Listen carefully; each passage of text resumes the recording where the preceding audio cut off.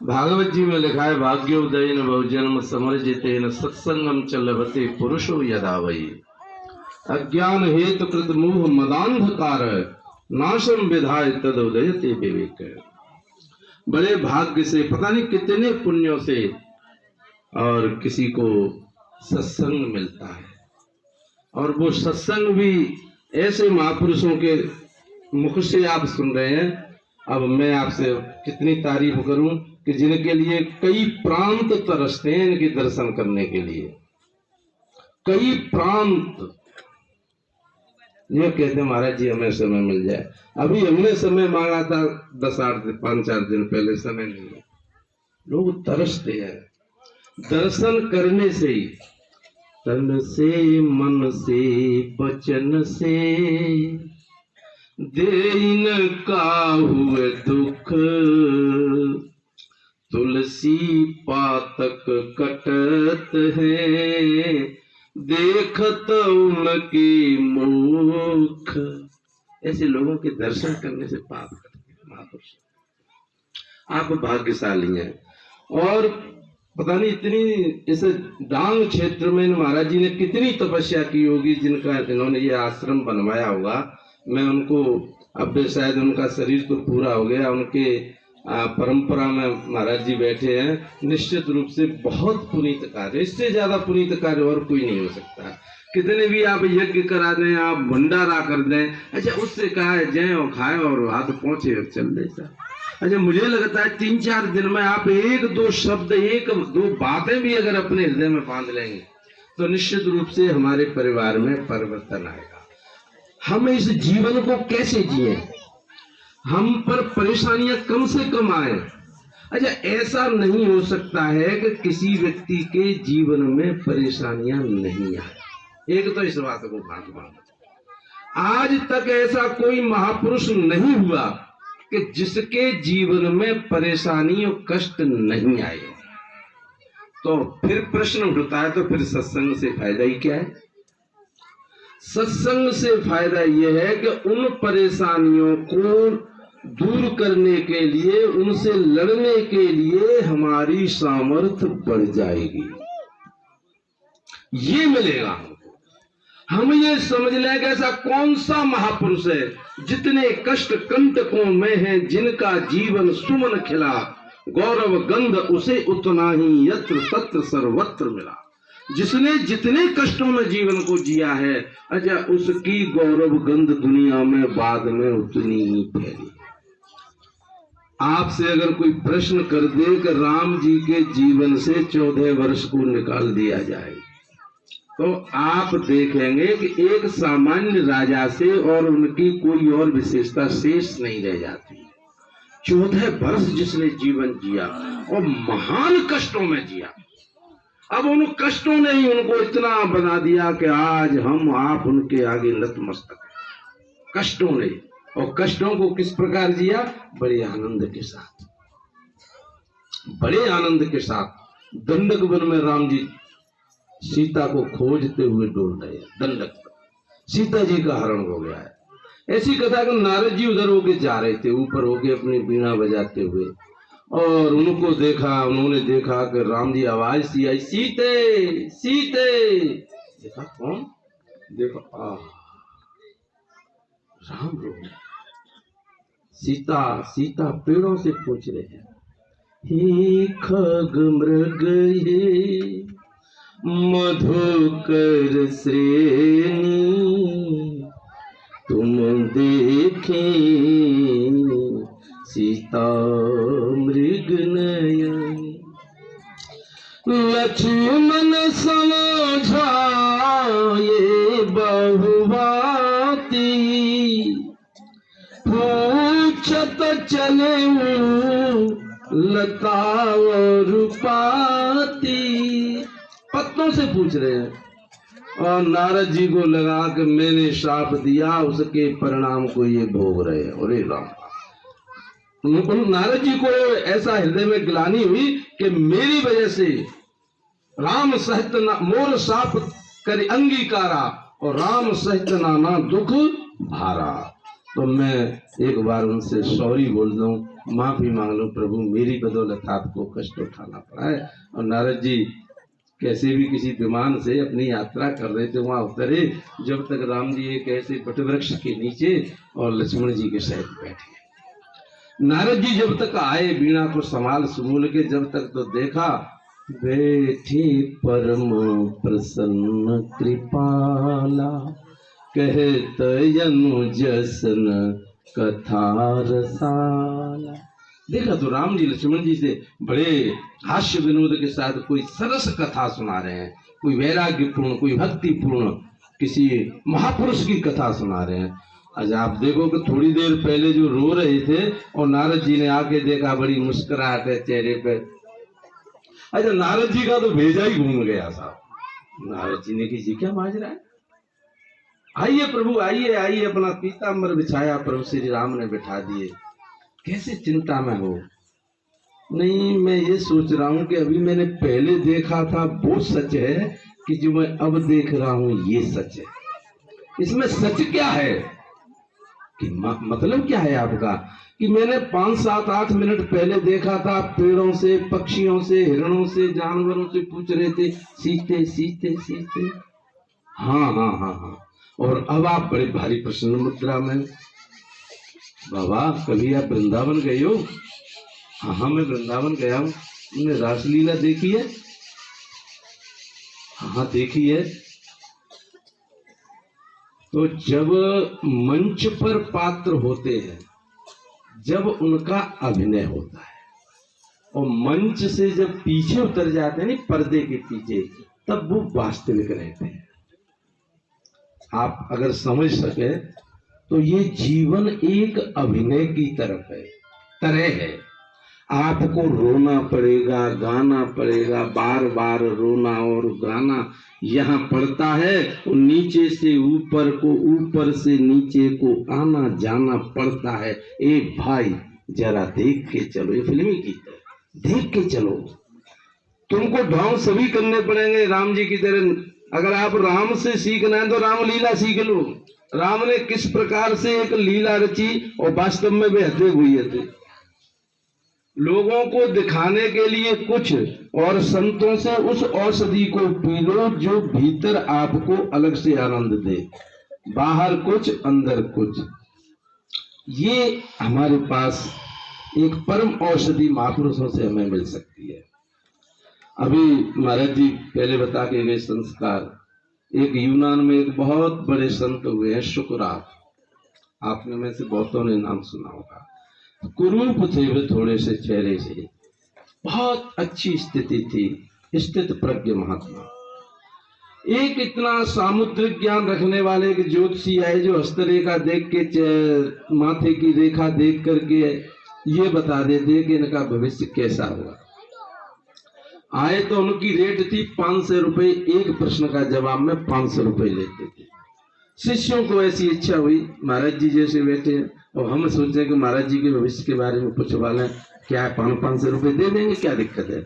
इकट्ठे हो गए 10-5 और ज्योतिषी को बुलवा लिया, सामुद्रिक ज्ञान था उसको। और जैसे ही बुलवाया उन्होंने कि हमारे महाराज जी के बारे में कुछ बताओ। महाराज जी अपने दाएं हाथ को दे, हाथ को देख के, और वो ज्योतिषी बोला इनकी ये हस्तरेखा बता रही है कि ये व्यक्ति बहुत क्रोधी हैं, और शिष्यों ने उन पर कभी क्रोध आते हुए नहीं देखा। एकदम शिष्यों की आंखें तो तरेरी होने लगी। गुरुजी ने कहा दे दो 500 रुपए दे दो। दे दे कि और पूछना कि हाँ। मस्तिष्क की रेखा देखें, ये व्यक्ति बहुत लोभी है। एकदम गुस्सा, लोभ तो महाराज जी के आसपास नहीं है, ये कैसे बोल रहा है। महाराज जी ने कहा दे 500 रुपए दे, फिर दे दे। और देखा नाक और होठों को देख के कहा ये व्यक्ति बहुत कामी है। अब तो शिष्यों के क्रोध बढ़ गया। महाराज जी ने कहा 500 रुपए दे। अब 1500 रुपए लेके ज्योतिषी चले गए। अब पीछे शिष्यों ने कहा महाराज जी हम आपके सानिध्य में 50 वर्ष से, कोई 40 वर्ष से रह रहे हैं, ये एक भी हमने दुर्गुण आपके अंदर नहीं देखा, और आपने बरबस उनको 1500 रुपए दिए। क्योंकि वो सही बोल रहा था। आप सुने ठीक से, ज्योतिषी सामुद्रिक ज्ञान वाला सही बोल रहा था, लेकिन उसको ये नहीं पता था कि मेरी साधना कैसी है, मैंने उसमें परिवर्तन कितना किया है, ये उसको नहीं पता था। बिल्कुल सही है। अब सभी के अंदर काम क्रोध लोभ मोह हो सकते हैं, लेकिन किसी का विवेक जगा हुआ है, किसी के पास वैराग्य का धन है। अच्छा, उनके तो बहुत नीचे जा चुके, दब गए। बस ये हमें महापुरुषों से ये सीखना है। अन्यथा जिंदगानी में लाखों का मेला जुड़ा, जिंदगानी में लाखों का मेला जुड़ा, हंस जब जब उड़ा तो अकेला उड़ा, जिंदगानी में लाखों। बहुत लोग हैं हमारे रिश्तेदार संबंधी, बार बार चिंतन का विषय ये। नारायण संत जी ने लिखा है, दो बातन को भूल मत जो चाहे कल्याण, नारायण एक मौत को दूजे श्री भगवान। जिंदगानी में लाखों का ये मेला जुड़ा, हंस जब जब उड़ा तो अकेला उड़ा। नव राजा रहे नवरानी रही, कहने सुनने को बस एक कहानी रही।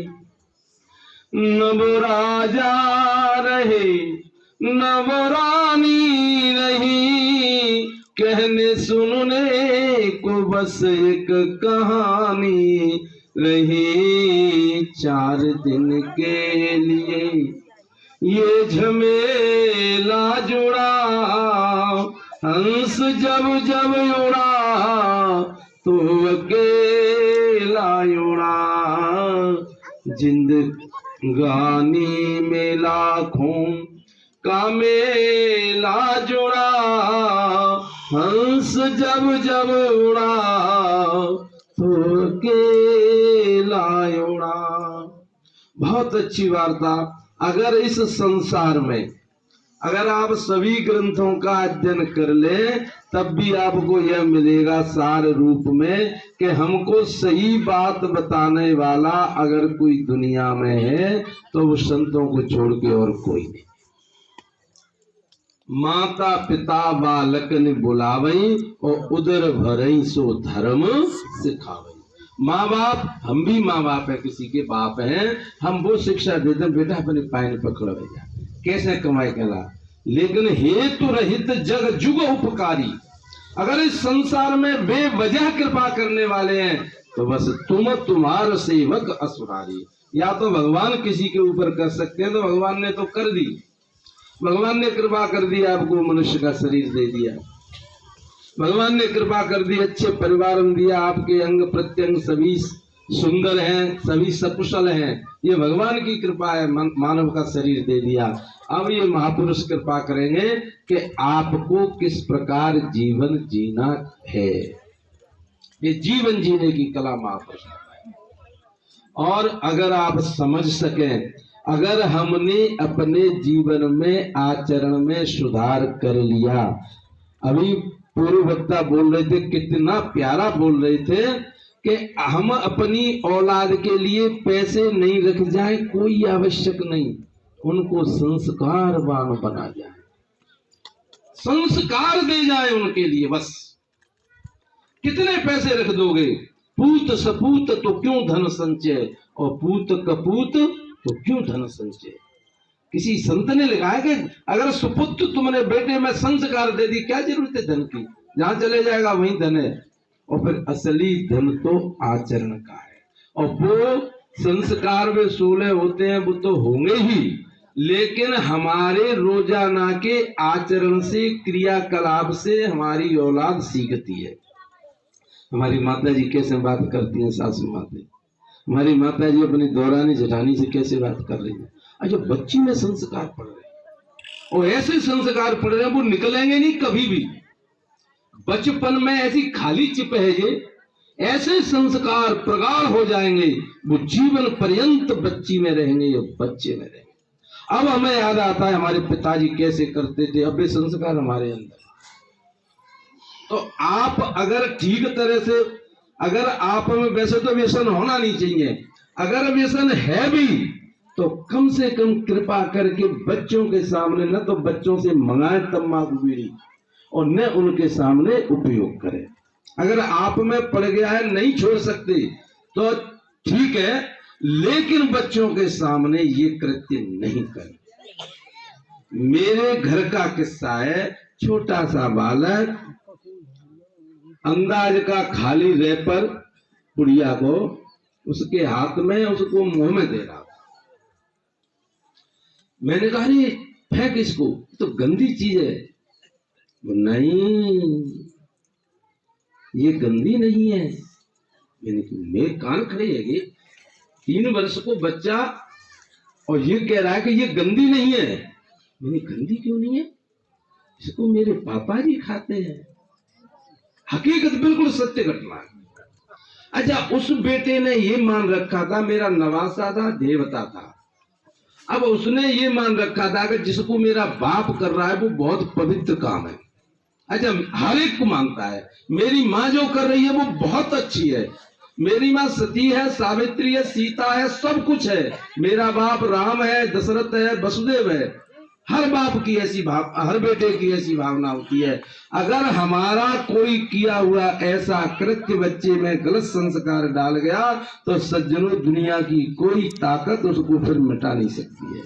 पीछे आप कितना भी और कुछ भी कर लेना, ये संस्कारों की क्षमता है। हम सत्य बोलने का प्रयत्न करें, हम कम से कम झूठ, वैसे तो नहीं बोले, बिना झूठ बोले भी काम चल सकता है। हम किसी की वस्तु को तरफ नजर गलत नहीं रखें। किसी की वस्तु में बच्चा ले आया, हाँ बेटा भीतर दूध है, अब नो समझ लो आपने उसका भविष्य बिगाड़ दिया। आपने उस बच्चे की गर्दन पे कटारी मार दी, बहुत लंबा समय वो बच्चे में संस्कार दे गया वो कृत्य, और वो जीवन भर वो ये सोचेगा चोरी करना कोई बुरी बात नहीं है, झूठ बोलना कोई बुरी बात नहीं है। और जो कम बोलता है, सटीक बोलता है और जो सदाचारी है, उसकी वाणी में सज्जनों इतनी दम होती है, अगर वो कह देगा तो प्रकृति को नियम बदलने पड़ेंगे।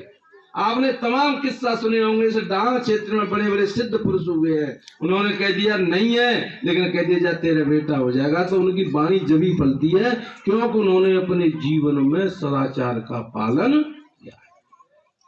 आपने सुना होगा लक्ष्मण को शक्ति किसने दी? मेघनाद ने। फिर वो कैसे बचे?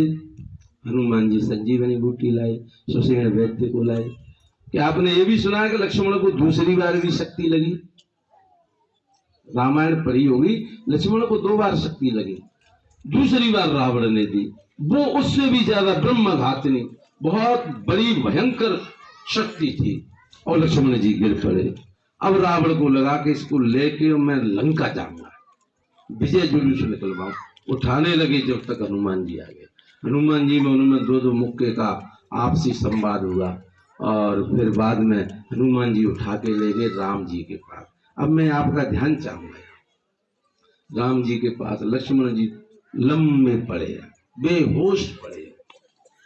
राम जी ने क्या कहा? कोई औषधि नहीं लगाई।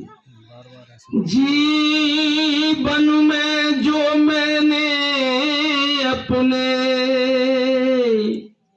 क्षण एक नीति नहीं की हो, जीवन में जो मैंने अपने क्षण एक नीति नहीं की हो, वो शक्ति तू निष्फल हो जा और पीड़ा दूर यति की हो। बस एक लाइन बोले, अगर मैंने किसी के साथ अन्याय नहीं किया हो, किसी के साथ अनीति नहीं की हो, झूठ नहीं बोला हो, तो हे शक्ति तू अभी निष्फल हो। और सुनत सोई बचन कृपाला और गगन गई सो सत्य कराला। एकदम सरल शक्ति चली गई। हनुमान जी ने माथो मलो, महाराज पहले हम क्यों परेशान करे, तुमने आप पे तो ऐसी विद्या है। कहने का मतलब अब जी राम जी ने क्या लगाया, अपना सदाचार लगाया, अपने जीवन की साधना का एक अंश लगाया। और लक्ष्मण जी बिना संजीवनी के एकदम 1 मिनट में,